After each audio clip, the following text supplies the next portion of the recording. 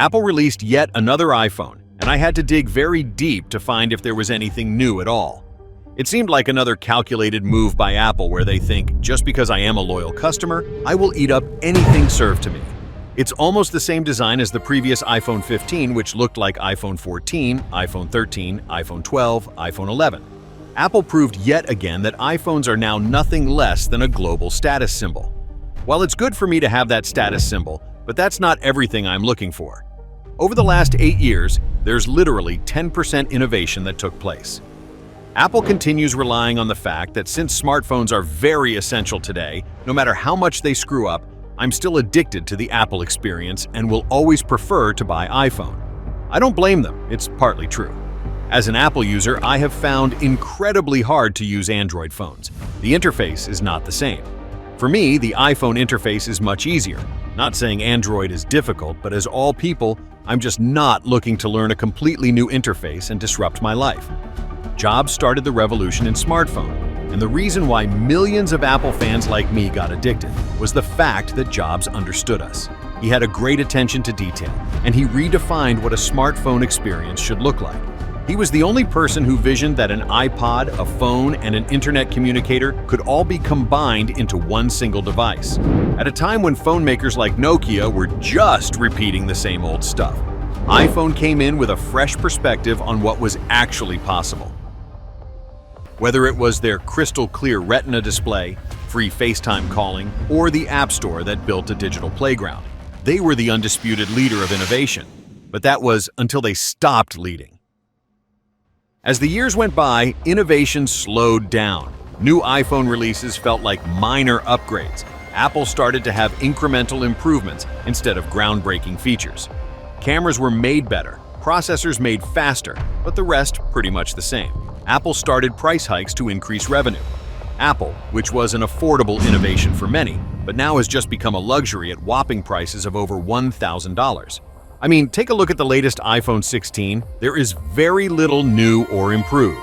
There are few minor upgrades, like slightly larger display, slightly faster CPU, slightly bigger battery, slightly new color, same camera, and the same design as iPhone 15 looks exactly like the last 5 generations of iPhone. And did you know that they have now actually reduced specs in the newer iPhone? The Pro version was always advertised to be the higher spec model. So, if you wanted all the bells and whistles, you'd go for the Pro version. Now, the Pro version of iPhone that once had larger RAM for more memory now has same RAM across all models of iPhone. Or take the USB version on their ports, it's still based on USB 2.0, a 24-year-old technology, and you get horrible transfer speed of 480 Mbps. These days, even the broadband speeds are higher than that, which means you can download data from the other end of the world on internet, and it would arrive faster than your iPhone plugged into your PC. Apple products have become a laughingstock, with their failures to keep up with the technology advancements. Their latest innovative feature is the camera button. Did anyone even ask for it? Did they not know that we were perfectly happy using the volume button to click pictures? It almost seems like innovation left Apple after the demise of Steve Jobs. The new leadership is focused only on cashing from the brand loyalty that he worked hard to build. Apple events have become boring, and customers do not feel like there's any groundbreaking feature that will be released. There's no surprise after the event, negative comments started coming in to voice out this opinion. The latest trend these days is AI, and like all the other companies, Apple played this card. Of course, they couldn't just call it AI. They had to have their own version, so they called it Apple Intelligence. Another trick to sell the latest iPhone. Apple claimed it to be the first ever phone built for Apple Intelligence, but when you unbox it, you find out there's absolutely nothing that differentiates it from previous models. AI that requires larger memory for all the processing, it still has the same memory as last year. And if you see across all these areas, Apple had little to no innovation at all. First, let's talk about the screen. Apple has been using almost the same screens with no innovation for the past several years, and instead, just playing with the screen sizes. Their screens still use a 60 Hz refresh rate when the competition has now outdone Apple by double, and you have phones available of up to 120 Hz. This refresh rate defines how smooth the motion plays on a device, and Apple is still far behind. Next one is camera. In the last 8 years, there have only been slight improvements in camera without any significant change. In fact, what's now gotten worse is the chunky camera behind which does not allow iPhone to stay flat on the surface. It's annoying to type when you have your iPhone on the desk. Meanwhile, Samsung is way ahead now with their latest camera design, where their telephoto camera is now smaller in size, resulting in sleeker phones.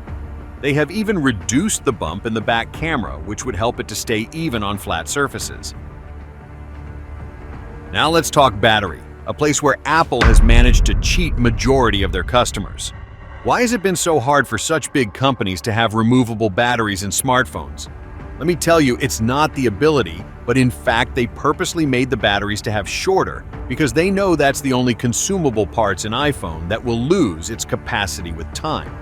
Previous models of Apple devices had that option where you could remove the battery and replace it by yourself.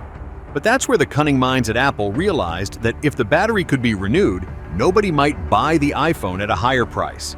That's because battery is literally the only thing they change in the new iPhone models.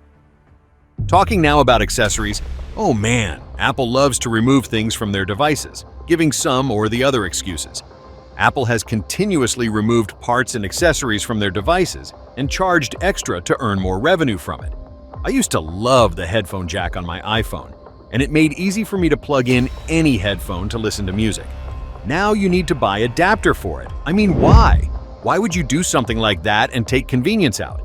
Then they stopped shipping iPhones with chargers and force you to buy it separately.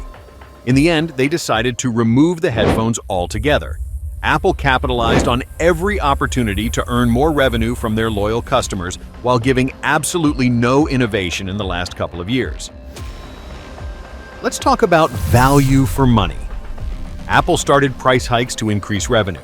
Apple, which was an affordable innovation for many, but now has just become a luxury at whopping prices of over $1,000. I remember the launch event of iPhone 3G. Steve Jobs reduced the price of iPhone by 50% to make it more affordable for the common people. While the current leadership seems only interested in cashing in money from loyal customers like me, and these prices make me think if it is really worth it. The last one is durability, and this is where Apple really messed up. iPhone these days are purposely made to last 2 to 3 years. iPhones are programmed to slow down after software upgrades. I still have the iPod Touch from 15 years ago, which still works flawlessly, and the reason it still works is because it's no longer eligible for new software updates. In 2016, everyone got suspicious after their phones started to slow down or shut off at 30% battery. This was a calculated move to force users to buy new phones, so they get rewarded with higher performance when they get a new phone. Apple's continuous ignorance and focus on just money-making strategy has really made me start looking at competitors now. Look at Samsung and Google. They are looking for their next innovation to break the market. They have now come up with foldable designs and trying to perfect them. Samsung is already on their 6th version of the Fold, which shows there's a promising market that really wants to have such phones. The only thing stopping me to move to the competition is the hope that Apple might get its shit together and become a pioneer again, or else fans like me won't have any other option but to jump ship. How many of you have been Apple fans and are fed up? I used to be an Apple loyal fan, but I'm getting tired of endlessly waiting for some innovation. Are you one of those loyal customers too? Let me know in the comments, and let's hope this video reaches leadership teams at Apple so that we can put an end to being a laughingstock. Thanks for watching.